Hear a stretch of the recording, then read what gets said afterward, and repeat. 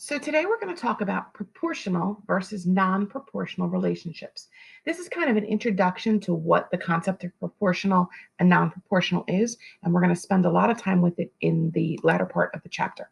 So if you need to look something up, this is chapter 1, lesson 4 in your book. Let's first talk about what it means to be proportional and non-proportional. So a proportionality relationship means that you have a constant ratio or a constant unit rate. And what we mean by constant is that it's the same. Every example that I can give you is going to boil down to the same ratio or the same unit rate. A non-proportional relationship is when there is not a constant ratio or things are not the same for every example that you can come up with. All right. We're going to go through some examples where you're gonna do the math for each individual situation, but I'm also going to give you some hints of things to look for that can kind of lead you in the right direction without a bunch of extra math. All right. So our first problem says Andrew earned $18 per hour mowing lawns. Is the money he earns proportional to the hours he works? Now, right away, I'm thinking this is a rate, right? $18 per hour. In fact, that's a unit rate because we're talking about 1 hour. But he's going to work for more than 1 hour, right? He's probably going to work an entire day or an entire week. So we're going to have other situations, other examples of hours and money that he'll make. So I have a chart. You're going to see that I left an extra blank space here. The book doesn't do this, but I'm going to try to get you in good habits because it will pop up in what we do later in the week next week. Okay, so I already filled this out. Sometimes you'll be given the information. Sometimes you'll need to fill out the chart and create the information yourself. So if he works for 1 hour, we're told that he gets $18. If he works for 2 hours, I can calculate that he'll get $36. 2 times 18. If he works for 3 hours, that would be 3 times 18 or 54. And 4 times 18 would be 72. So I've created 4 different examples here of how much money he could make for different amounts of time that he works. Now, those blank spots, what if he works 0 hours? You probably just went, well, duh, he's not going to make any money. That's not always a duh statement. In this situation, I think it's pretty obvious. He doesn't work, he doesn't make any money. But there are similar situations with, similar math things that we could do where you won't always have 0, 0 in the beginning. That's one of the things to look for. If you have 0, 0, it does not guarantee it's going to be proportional. But if you can't figure out, let's say this was 0 and 2, he gets $2 whether he works or not. That would not be a proportional relationship. You got to have the 0, 0, and I'll list it like that. You got to have the 0, 0 for it to be proportional. Now you can have 0, 0 and later on it turned non-proportional, but that's one of the things I want you to start looking at. Okay, how do we check to see if this is in fact proportional? All I did was list you some examples. We're going to have to find the unit rate for each one. Okay, so this is going to be 18 divided by 1, which is 18.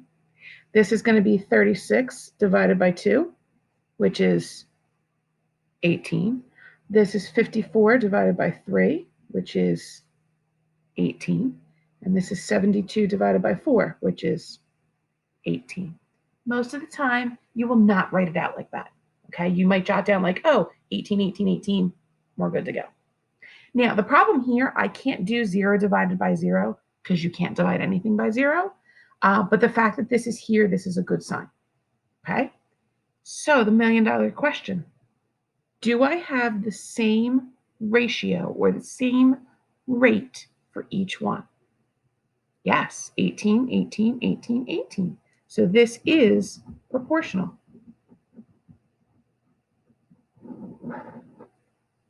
And I talked about twice as long as these will normally take you. You'll get really quick at them. All right, let's go to a second example. Big Game Tickets charges $7 per baseball game ticket plus a $3 processing fee per order. Is the cost of an order proportional to the number of tickets? All right, I've started a chart with the cost and the number of tickets that I ordered. So you'll see I put 00 on here again, right? If I order no tickets, it's not going to cost me anything. Most of the problems you're going to do today will be 00. If I order one ticket, that's going to be $7 plus the $3 for processing. That means that order will cost me $10. Now, if I get two tickets, it's going to be 2 times 7, or 14, plus $3, kind of like a mailing fee. You're not going to mail them individually. You're going to stick them in the same envelope and mail them all at once.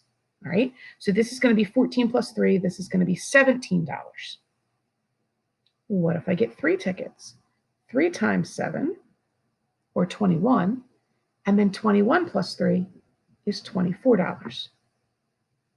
And then lastly, if I get 4 tickets, 4 times 7 plus 3 would be 28 plus 3 is $31.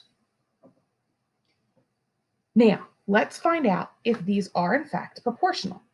10 divided by 1, and again, most of you are not going to write this out, but I want you to see where I'm getting these numbers from. 10 divided by 1 is going to give me 10. 17 divided by 2, I got 8.5. Now, I can tell you right now, these are not the same. It's going to be non-proportional. But because I want to explain to you why, let's keep going. 24 divided by 3 is going to be 8. And then 31 divided by 4 is going to be 7.75. Okay, so this is not proportional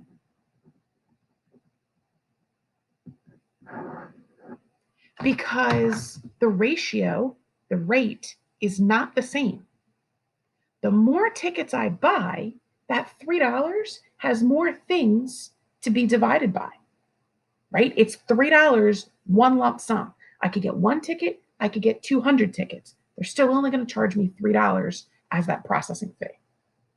So when I buy one ticket, that one ticket has to absorb the entire processing fee. But the more I order, right? Let's say you and 3 friends went together, you're getting 4 tickets. Well, you're going to split that processing fee.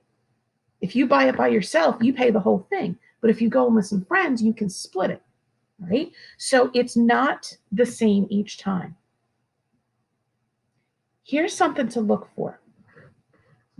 If it's just a relationship between two things, let's say between money and hours, or between people and cookies, or whatever the example is, there's a good chance it's going to be proportional. As soon as you add something extra on, like a delivery fee, or some of the problems are like a show-up charge, like if you have a plumber come out to your house, they're going to charge you just to knock on your door. Things like that are going to lean towards being non-proportional. And then next week, when we really get into it, things that you can't get 00 for are going to lean to being non-proportional. Okay? So you're going to look to see if the rate or the ratio is the same. And some things to look for: does 00 work? Is there something extra like a handling fee or a shipping fee or a delivery charge added on? Those are usually triggers to say, hey, something's not going to be the same here.